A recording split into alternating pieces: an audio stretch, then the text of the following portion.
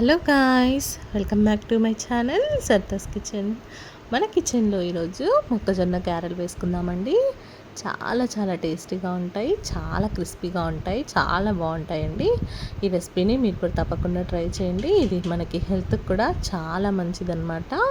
ఈ సీజన్లో మనకి ఇప్పుడు మొక్కజొన్న గారెలు అనేవి దొరుకుతూ ఉంటాయి కాబట్టి సీజన్ కాబట్టి ఖచ్చితంగా ట్రై చేయండి. మీకు ఎలా అనిపించిందో కూడా నాకు కామెంట్ చేయండి. చాలా బాగుంటాయండి, తప్పకుండా ట్రై చేయండి. నేను మొక్కజొన్న గింజలు ఇలా తీసుకొని ఒలిచిపెట్టేసుకున్నాను.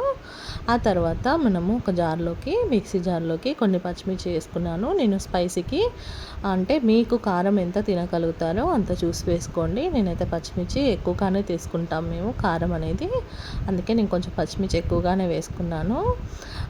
లేదు అంటే సన్నగా తరిగి కూడా వేసుకోవచ్చు, కాకపోతే పేస్ట్ వేసుకుంటే బాగుంటుంది. నేను అందుకే పేస్ట్ ఇలా చేసుకున్నాను. ఆ తర్వాత కొన్ని మొక్కజొన్న గింజలు వేసేసుకొని ఇలాగ కొంచెం బరకగా మిక్సీ పట్టుకోండి. మరీ మెత్తగా పట్టుకుంటే అంత టేస్ట్గా ఉండవు. అంటే మనకి బరకగా పట్టుకుంటే తినేటప్పుడు గింజలు తగులుతూ పంటికి చాలా టేస్ట్గా ఉంటుంది. అందుకోసమని కొంచెం బరకగా మిక్సీ పట్టేసుకోండి. నేను ఇలా మిక్సీ పట్టేసుకున్నాను. ఆ తర్వాత ఇందులోకి తగినంత సాల్ట్ వేసుకోండి. మీ టేస్ట్కి, రుచికి తగినంతగా వేసుకోండి. ఆ తర్వాత ఇందులోకి అల్లం తరుగు వేసుకుంటే వేసుకోండి, లేదు అంటే అల్లం వెల్లుల్లి పేస్ట్ ఉన్న వేసుకోండి, బాగుంటుంది. నేనైతే జీలకర్ర ఒక స్పూన్ వేసుకున్నాను, అలాగే ఫ్రెష్ అల్లం పేస్ట్ వేసుకుంటున్నాను. మీ దగ్గర ఉంటే సన్నగా తరిగిన అల్లం అయినా వేసుకోవచ్చు. ఆ తర్వాత సన్నగా తరిగిన కరివేపాకు అండి. ఇందాక మనం మిక్సీ పట్టేటప్పుడు కూడా వేసుకున్నాము పచ్చిమిర్చితో పాటు కరివేపాకు. మళ్ళీ కూడా పైనుంచి కరివేపాకు, కొంచెం కొత్తిమీర వేసుకుంటున్నాను. కొంచెం పసుపు వేసుకోండి, ఒక అర స్పూను. మీకు పసుపు ఇష్టం లేకపోతే స్కిప్ చేసేయండి, కానీ వేసుకుంటే బాగుంటుంది. ఆ తర్వాత బియ్యం పిండి ఉంటే ఒక 2 స్పూన్స్ వేసుకోండి, లేదు అనుకుంటే కార్న్ఫ్లోర్ అయినా వేసుకోవచ్చు.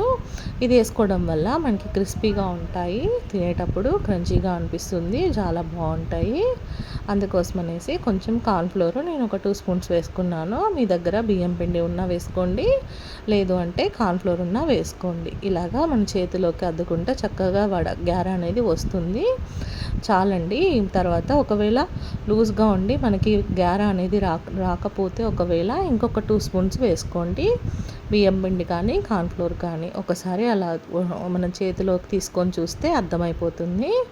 ఆ తర్వాత ఆయిల్ అనేది బాగా హీట్ అయిన తర్వాత ఫ్లేమ్ అనేది స్లో ఫ్లేమ్లో పెట్టి ఇలా ఒక్కొక్కటిగా వేసుకోండి. ఫ్లేమ్ అనేది స్లో ఫ్లేమ్లోనే ఉంచుకోండి. హై ఫ్లేమ్లో ఉంచుకుంటే తొందరగా బ్లాక్ అయిపోతాయి, లోన మాత్రం పచ్చిగా ఉంటుంది. అందుకోసమని ఫ్లేమ్ తగ్గించి చూసుకొని వేసుకోండి. ఇలాగా ఒక్కొక్కటిగా వేసుకొని స్లోగా కాల్చుకోండి, లోన్ నుంచి కుక్ అవుతాయి. లేదు అంటే పైన బ్లాక్ అయిపోయి లోన ఉడకదు, అందుకోసమనేసి స్లోగా కాల్చేసుకోండి. ఇదైతే చాలా బాగుంటాయండి, మనకి ఈ సీజన్లో దొరుకుతాయి కాబట్టి ఖచ్చితంగా ట్రై చేయండి. కావాలి అంటే మీరు ఇందులోకి పచ్చిమిర్చి తరిగి కూడా వేసుకోవచ్చండి, లేదు అంటే కారం ఇష్టం ఉన్న వాళ్ళు కారం కూడా వేసుకోవచ్చు. నేనైతే ఇలాగ పేస్ట్ చేసే వేసుకుంటాను పచ్చిమిర్చి అనేది, అలా వేసుకుంటే బాగుంటుందండి. అలా అందులో కూడా మేము కొంచెం స్పైసీగానే తింటాము, అందుకోసం అనేసి నేను కొంచెం పచ్చిమిర్చి ఎక్కువగానే వేసుకున్నాను. మీరు కొంచెం తక్కువ తినే వాళ్ళైతే పచ్చిమిర్చి కొంచెం తగ్గించి వేసుకోండి. దీంతోనే మనం బెల్లం కూడా వేసి టేస్ట్ చేసుకోవచ్చండి. మొక్కజొన్న గారెలు స్వీట్ కూడా చేసుకుంటారు.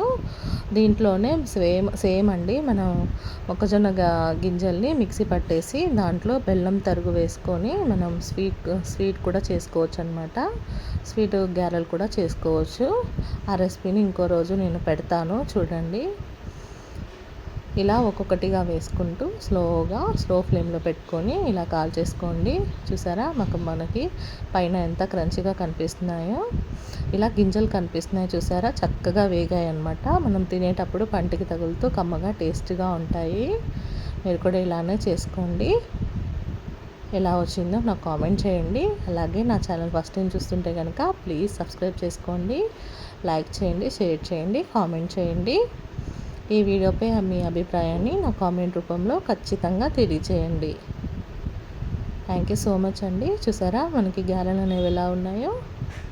Thank you.